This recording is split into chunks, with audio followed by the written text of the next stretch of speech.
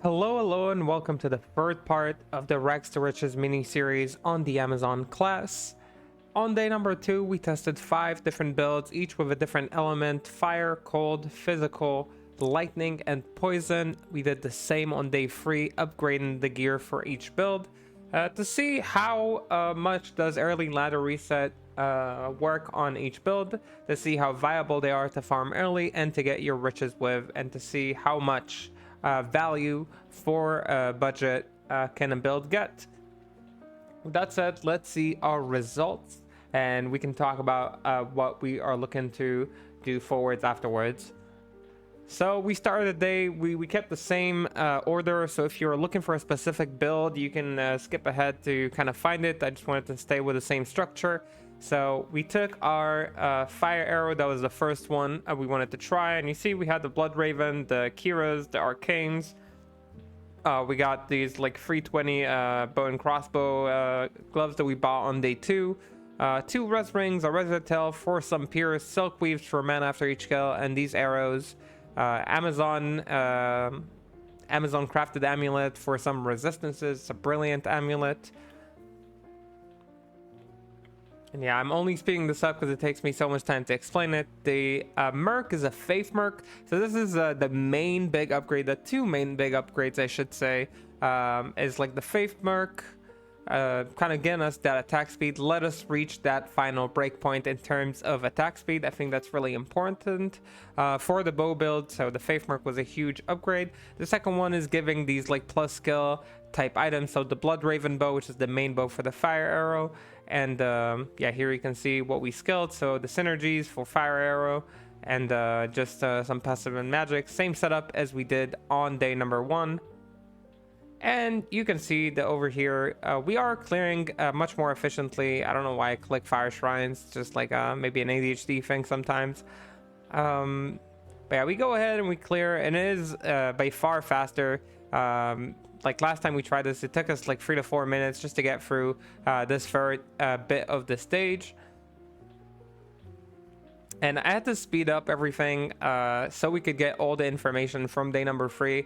So if you want to watch this slow down to see like how this plays, like, and just mute me, and like that I would understand. Listen, I would understand, but we went through a lot of testing different maps, different builds, the different upgrades, different gear changes. So I wanted to make sure we get all that in the video, so I had to speed some stuff up so you can see how it plays out. But you can keep track of like how much time we're in the map with the little timer at the top right of the screen. Let's let me get rid of this little video tagline.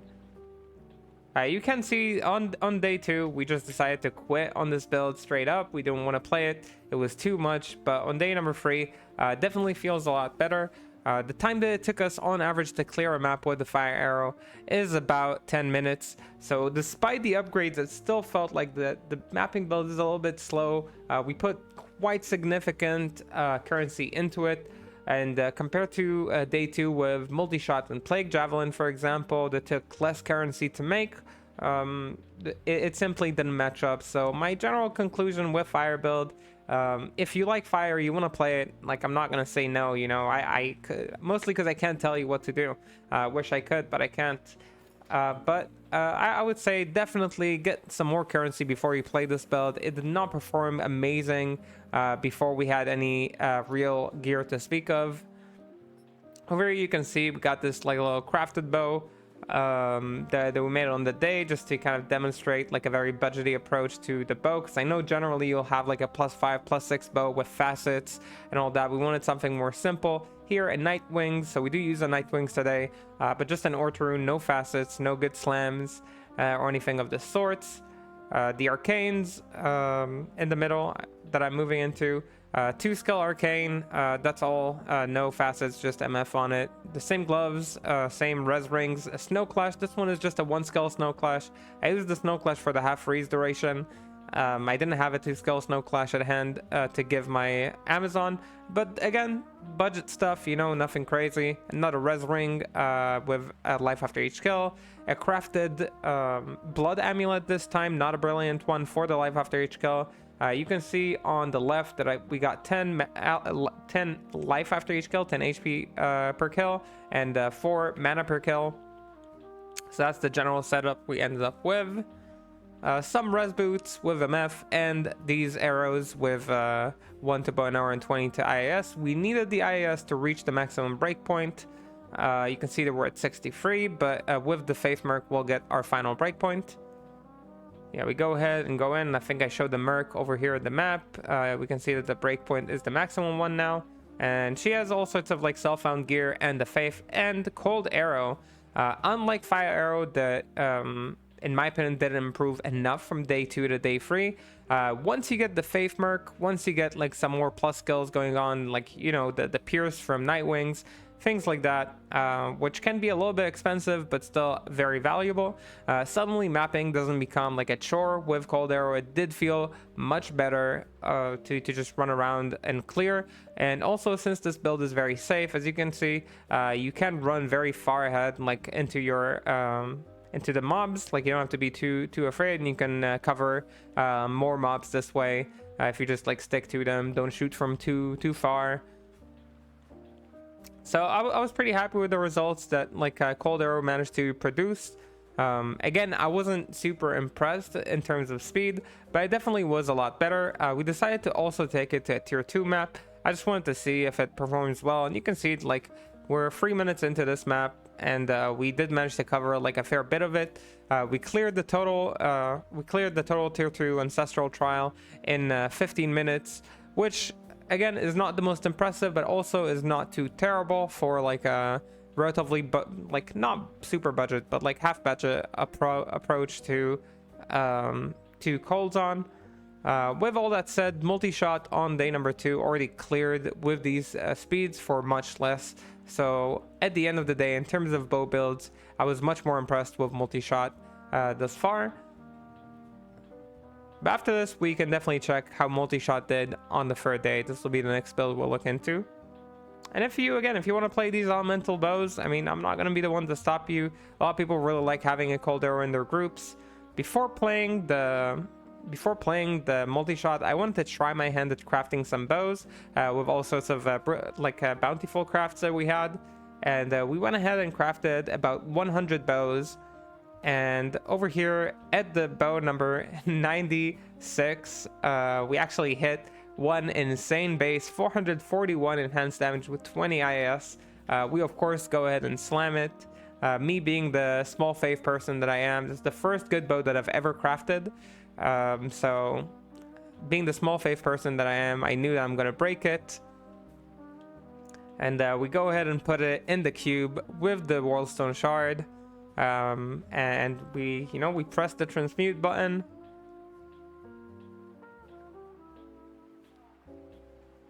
And if you're sharp with the eyes,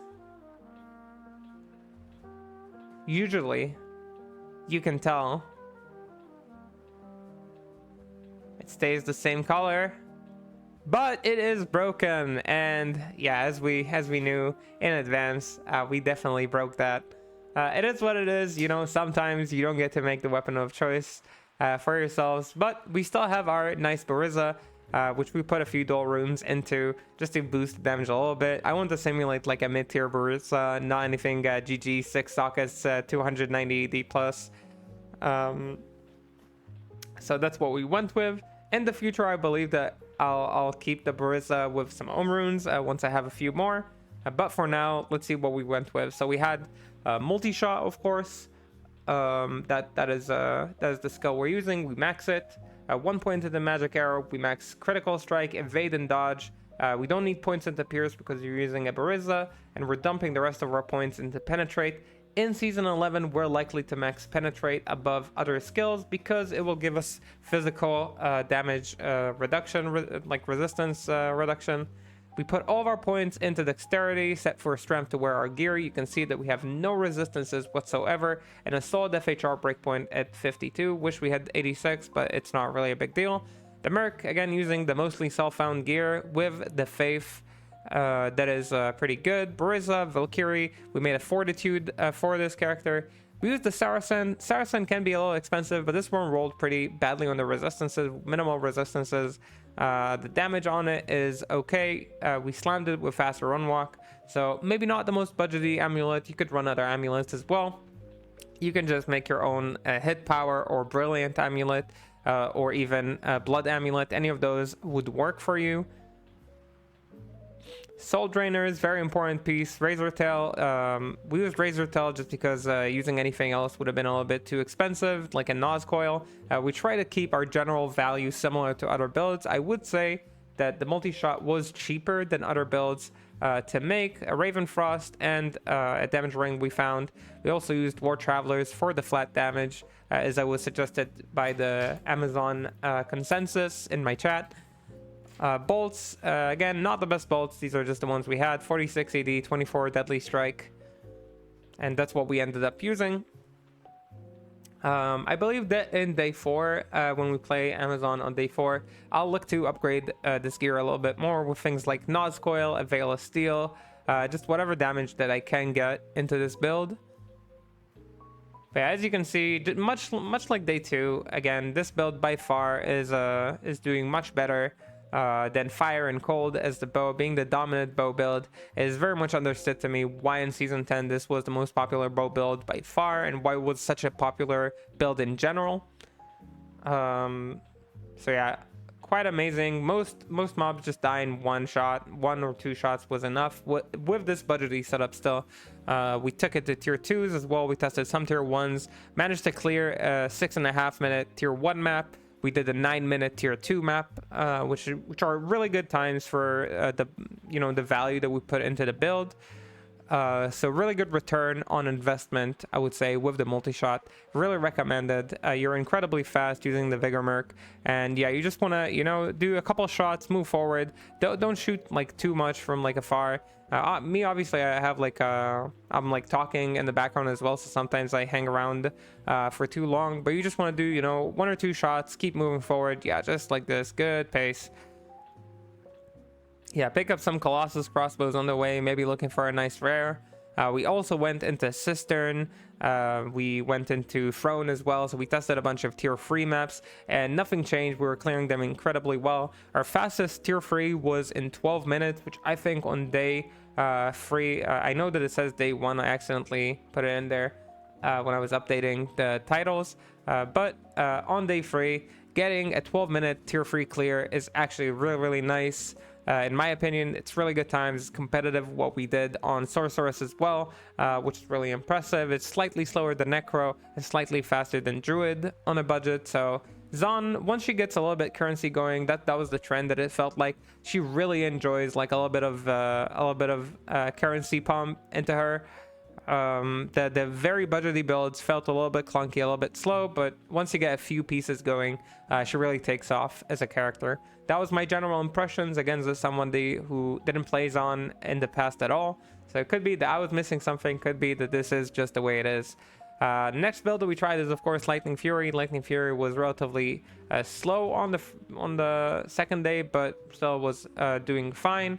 We max Lightning Fury, Lightning Bolt, and Power Strike. These are the synergies. In passive and magic, we put maximum points into Pierce to have as much Pierce as we can, and dump the rest of the points into the Evade for movement speed. You can have some points into Dodge if you want more FHR. That's up to you completely. Resistances were capped just because of what we used. We used a Thunderstroke, a Griffins, a Hustle Rune Ward to get our breakpoint to the maximum. We needed, I kind of show like how it helps. We needed the Lava Goats for the extra IAS. I just needed more IAS. I didn't manage to buy 20 IAS gloves with +2 javelin.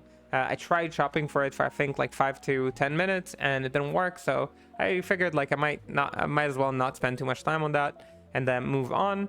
We got a T-Gods for more lightning skills. 2 res rings on our sides. A res and life after each kill, mana after each kill with the Nagel ring. Got a blood amulet and res boots with some FHR on them as well. For the shield, we used a Spirit Ward. This is a pretty expensive piece. So overall, Lightning Fury a little bit more expensive than other stuff that we tried during the day. Skill is, of course, Torchin and Annie. Some res charms, and we got this large charm with lightning skill damage.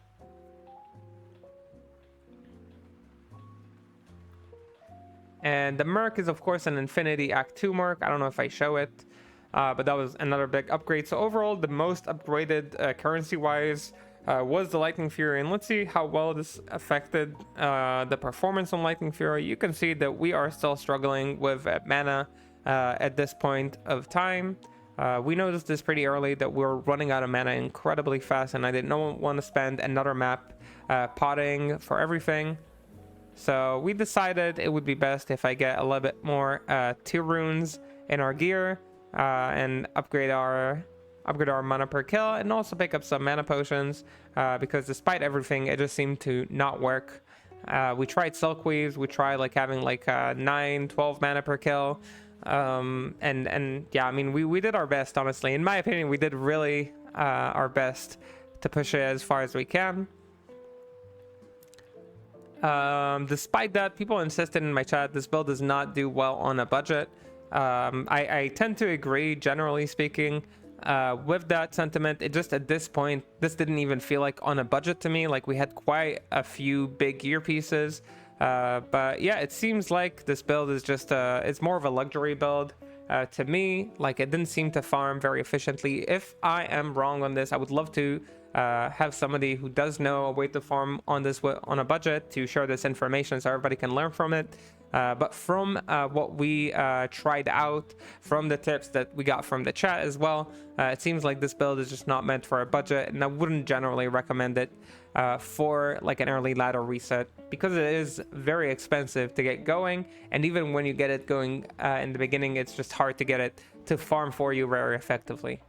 So that was our experience with Lightning Fury. After that, we obviously took Plague Javelin. Plague Javelin, again, a build that I personally really enjoyed on day 2. I thought I did really well. It was the most budgety one out of the 5 builds that we tried. And here we go, leveling it. You put 20 points into Poison Javelin, 20 points into Javelin Sphere and Mastery, 1 point into each of the prerequisites, and 20 points into Plague Javelin. In the passive skill, you get points into your passives. You max your pierce. You want your javelin to pierce for your enemies, and you can dump the rest in evade. Some people can put less points into pierce. Maybe you have some pierce on your slams or on your gear. That's fine. If you do, just max evade. I think for movement speed, that would be the best one in my opinion. Strength and dexterity to wear your gear. You do not need any more than that. I am using quite high requirement gear, so that's why I'm wasting a lot of points there. But as Amazon, you are pretty nimble. You'll be fine that way. I wasn't sure what merc to run with this. I couldn't get like a solid advice, as I was told people don't actually map with this. So we tried a few different mercs. We tried the Act 2 Defiance merc with an Insight to keep like our mana up. We tried like an Act 3 Insight Prayer merc to get like a little bit more health regen. Both are okay, solid options. You can go with a Vigor Puspitter merc, that's fine. I didn't find like the lower res was that necessary. Like, we tried it already and it was like, okay, I mean, that's okay, but not super impressive. But you can see, again, with the super budgety approach on the Plague Javelin, we still managed to farm relatively well. It's a pretty dense map for a tier 1, but still we managed to go through it yeah, with pretty much ease. This was technically the second fastest build of the day after physical bow, the multi-shot. And again, multi-shot was by far the fastest. It was pretty much like contesting good speeds on other classes, which I was pretty happy with. This build took about 8 to 9 minutes, I think, to clear like other tier 1 maps. This one takes like a little bit more time. I think it took something like 11 minutes, something like 10 or 11 minutes. But generally, Plague Javelin was the most budgety option out of all the different stuff we tried. Considering it was the most budgety one, considering it doesn't require gearing up a merc, you just give him an Insight, some PDR, and Life Leech, and he will be okay.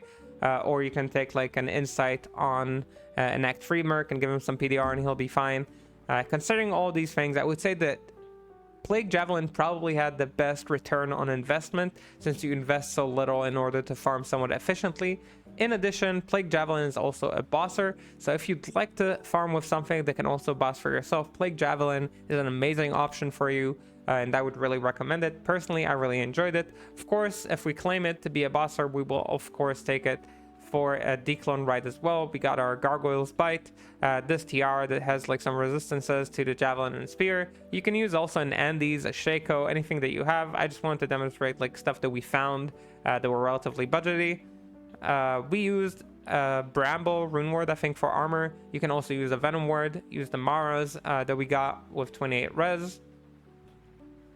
Just for some resistances. We're overcapped on resistances anyway, so obviously we didn't need that much resistances. You can use also a Brilliant Amulet, that would be fine as well. I just ended up using this Bramble Rune Ward, relatively cheap Rune Ward to make, with Omen Sir being the only expensive feint that you need to invest in for this build. You can use a Venom Ward though as well. You got this Trangals that we slammed with Pierce. Hopefully you find something with 15 poison skill damage. You can find one with IAS slams, with Pierce slams, life slams. All those are definitely good for you. Ravenfrost 4 cannot be frozen. String of Ears for some PDR and max resistances. You got this Dwarf Star with PDR for some absorb. We got this Storm Shield, Max Fire Slam, and some 22 PDR, giving us a little bit more.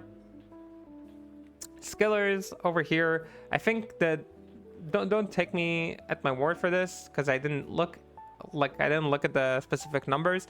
But as far as I know, you need to do like a mix of skillers and large charms. I don't know what exactly is the mix, or at what point like large charms are more effective. Maybe in the future I'll look into it, but at the moment, like just know that like generally most people I think put some large charms into this. Rest of the charms are just like you can see. I just have like some MF faster run walk charms with resistances. I wanted to demonstrate something relatively budgety. Some of them I didn't even need. A few charms for FHR to get 86 FHR breakpoint. And yeah, that's what we overall went with. On the swap, we have a CTA and a lidless for that bow. And again, I believe I'm very over geared for this. I'm sure I could have done it with the day 2 gear as well. I just didn't have the time to test it on day 2. And I already put stuff back into place, so I didn't want to look for all the gear pieces that we threw around. But you can see the main gameplay, you'll throw around your spears, you'll keep dodging, you have a lot of time to dodge here, and you want to keep moving for the most part. The Scully part is really not that challenging because you really have time to outpace them in terms of speed. And just keep throwing your spear at them. If you don't have any pierce at all, the spear might not hit all the Skellies. So having some pierce really does help. There, you don't have to max it. Just having some points in it would help, or having some slams for pierce would help. But you can max it as well. It's up to you, really. Go ahead and keep chasing Declone, unlocking the Archer Skeleton phase. Yeah, mostly targeting the Archers during this phase. The physical Skellies will chase you around. They will end up dying. You can see that I was not targeting them at all, but they all ended up dying somehow anyway.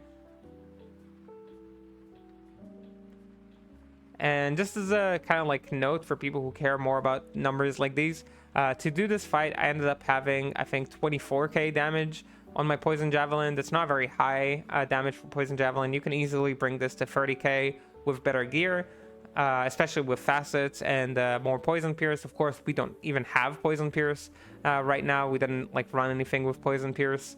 So, I guess except for the Gargoyle's Bite. So if you put facets in as well, in Season 11 you'll be able to put sockets in your Gargoyles, so even more facets. You'll be much stronger and it'll be much easier to run this. But yeah, just wanted to show how simple this is. Despite that, I would say there's a relatively budgety build anyway, so you could easily reach this in a couple of days on ladder reset. If you are into poison builds, I really recommend checking this out. Somebody who never played Amazon, I was kind of surprised with how nice this felt to play. And yeah, that was the Poison Javelin declone kill on tier 0.